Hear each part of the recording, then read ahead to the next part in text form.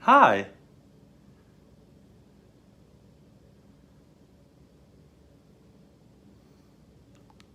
How's it going?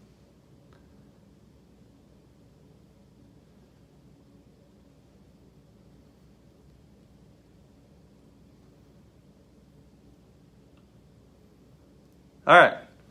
We're trying this. I think it's on. Maybe. I'm 15 minutes late. Really good technical difficulties. And so I'm checking. And so I hope that you all are here. And so I see responses. So we're going to get started. All right. Hi. Hopefully you all, if you haven't seen it, on our Facebook page, Pastor Tommy, we did a live video earlier for him just giving a rundown on everything for coming back. I hear you. Cool. It's both on. Excellent. Hi, everybody. Earlier today, Pastor Tommy did a Facebook video. And that video consisted of just him seeing you all, or you all seeing him, and also giving some updates on what's coming for services for in-person. This Sunday we're coming back in person on the 17th, 8 a.m. for 55 years and older. 9 a.m. we're going to clean everything, disinfect it all. 10 a.m. we're going to have service for 54 years old and younger, including nursery to 5 years old children's church. That will also be at both services wearing masks and social distancing. And so please come back on the 17th, this Sunday. We're excited to see you, but you can see more information on a previous video on the Facebook page. It'll also be uploaded to the church website at fitzpatrickbaptist.com. If you're on YouTube and you don't have Facebook, you can go there. It'll be uploaded by tomorrow for an update for you. Let's dive straight into this. I lost a lot of time. All right. Wonderful internet. There are some things that make you just go, let's breathe. So we're going to breathe. Let's go. Father, thank you for this evening. Thank you for this moment that we're going to dive into your word. We're going to enjoy this moment, God. We're going to be thankful for internet when it works. We're going to be thankful for internet when it doesn't work, because that means we must need to be disconnected for a moment. God, let you be glorified. And in this moment, as we read your word, it is so fitting for the current climate tonight. God, you have orchestrated this perfectly. And God, let this be heard, let it be taken to heart, and let us just grow in you. In Jesus' name, amen. All right. 1 John is where we have been, right? For a few weeks now. We're going to spend the next few weeks in 1 John until, and hopefully finish by the first week of February. We'll, Lord willing, be in person on Wednesday night Bible study. So, for the next few weeks, tonight and including Friday night Pastor Connect, over the next couple weeks, we're going to wrap up 1 John. So if you're following the series, you need to follow on Friday night Pastor Connect, because we're going to be also continuing this then for the next couple weeks. So 1 John chapter 3 is where we will begin. Remember last week we were speaking of expectation changes behavior. And very quickly wrap it up where we were learning that what we expect to happen in the future impacts what we do and how we act now, right? Remember I gave you an illustration of someone coming to your house, right? And they're coming for dinner. And as they come for dinner, you are a crazy mad person. Almost how I was prior to this stream, running back and forth trying to get the internet rebooted to get this working, right? We're working, getting everything in line, getting everything perfect, cleaning up, right? Straightening the kids up, wiping the kids' faces off, right? Making them presentable, making ourselves presentable, all while someone's about to arrive for dinner. Expectation changes behavior. And so 1 John chapter 3, verse 1. Excuse me. Let's start. Verse 4 is where we ended last week. Chapter 3, verse 4. Everyone who practices sin also practices lawlessness, and sin is lawlessness. And remember, we spoke of our actions, right? What we do. And the reason this is a big deal is if we are practicing sin and we are practicing lawlessness, which means against God, right? God is law. God is full of order, right? He cannot sin. He is perfect, pure, holy, right? And if we are practicing sin, you know what that means? We cannot be connected with God. We spoke about that last week. So, verse 5. You know that he appeared in order to take away sins. And in him there is no sin. Jesus, right? Verse 6. No one abides in him who sins. No one who abides in him sins. No one who sins has seen him or knows him. This is speaking of our actions, right? It's about our attitudes and what we're doing, right? And this is staying connected, remaining in him. Verse 7. Little children, make sure no one deceives you. The one who practices righteousness is righteous. That's a good, those 3 lines. Imagine growing up in middle school, high school, college, young adult, getting married, choosing a spouse, right?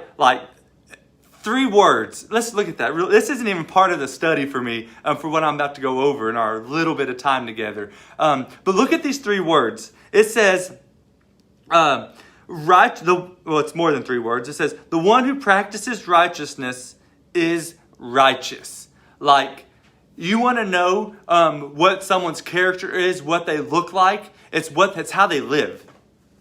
Right? If they're living godly and have godly attributes and godly characteristics, right? And they are practicing, which means they are daily carrying out, right? It's a daily, step-by-step, how they're living. If they are practicing righteousness, right? Living above others, not as in holier than thou, as Pharisees, but living a life of Christ-likeness, right? Trying to avoid sin. Imagine, we want to know how to determine a real Christian? They're practicing righteousness.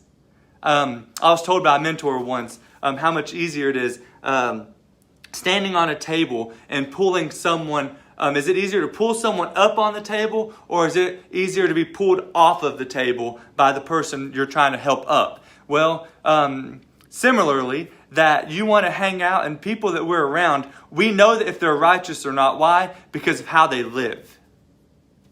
Okay? And so that's that phrase is a wonderful key to life. The one who practices righteousness is righteous. It's duh. Well, that's who we should be around.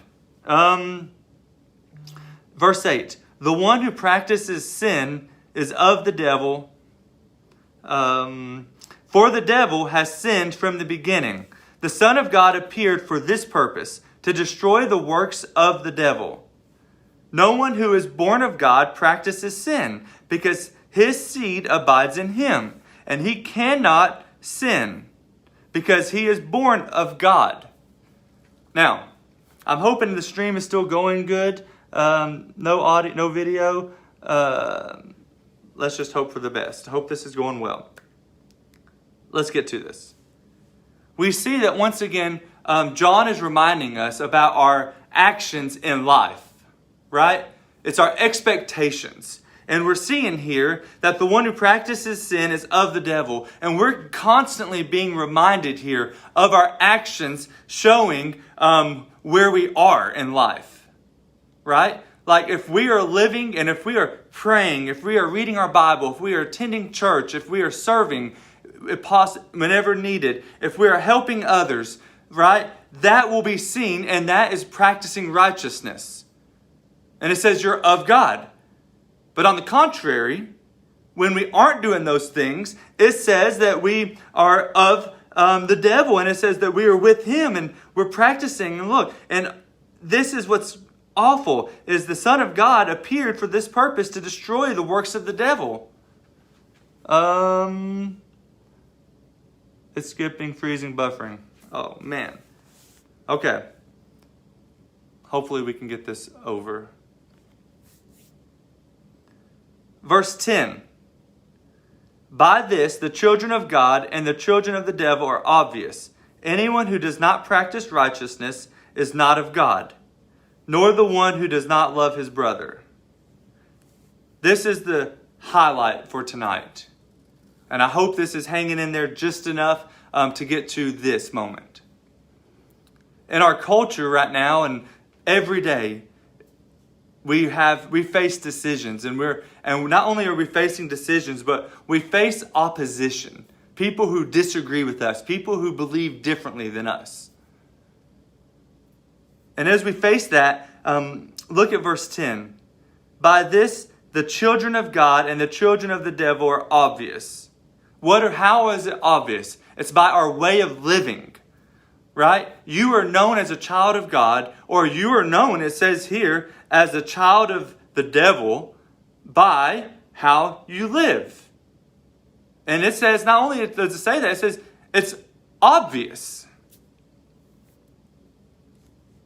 So, anyone who does not practice righteousness is not of God. So, once again, it says, right, let's go back to verse 8. Verse 7. The one who practices righteousness is righteous, right? Just as he is righteous. Remember that? And look at verse 10. Anyone who does not practice righteousness is not of God. Like, this is extremely clear in our actions, in our daily living practices. Remember, we spoke of practicing last week. On practicing is when it's the ritual, right? It's what you're doing repeatedly. You know, when you play sports, or when you shoot a gun, or when you golf, whatever you do, whatever activity you do, you practice to be better, right? And so we practice. The practice is a continual, habitual thing that we're doing. And the end of verse 10, it says, you're obvious. Anyone who does not practice righteousness is not of God. Now look at this. This last sentence, and I already started. Let's go back to this. Nor the one who does not love his brother. So, there's two things here. One, if you're not practicing righteousness, if you claim to be a Christian, but you aren't living it out daily, your routine, your life, everything in place, you're not living it out, then you can't say you are of God and you are a Christian because you're not being obedient and abiding in Him. But secondly, there's a harsh warning here. Not only is it abiding in Him and remaining in Him and practicing righteousness, but it's also does not love his brother. Do you have issues with people? Do you have problems with people that believe and think differently than you? What are your thoughts on on individuals that just don't agree with you? You see, we learned earlier in 1 John where it spoke of our actions, and it spoke of, and it says, how can you not love others but love God? And here it's being reiterated. We have children of God and children of Satan. And with that, we belong with one or the other. And with that, it says that you cannot be a child of God if you do not love your brother. Now, this love, let's think about this for a minute. You see, let me read you this quote. It says, in other words, let's have love we can see, not just love we can say. Let's love with our life, not merely with our lips. With our walk, not merely with our talk. He wants us to demonstrate through acts of goodwill, good works, and kindness the love of God. You see, it's not just about what we say. It's not just about, we can speak. My dad, I can remember people saying, you speak a good game, right? You can talk a lot. We say, put your money where your mouth is, right? Like, we can say all kinds of stuff, but how are you living it? And when it comes to loving our brother, we can say stuff and we can speak all day long. But are we putting our money where our mouth is? Let's have love we can see, not love we can say. Let's love with our life, not merely with our lips. With our walk, not merely with our talk. We demonstrate love through good will, good works, and kindness. So, have you ever received this kind of love? And we're going to wrap up. I don't know how this is going. I hope it's working. So we're about to wrap this up. Short, sweet, to the point, continuing.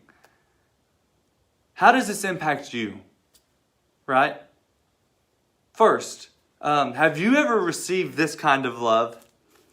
Is there a time in your life that you had, you were on the receiving end of love from another believer?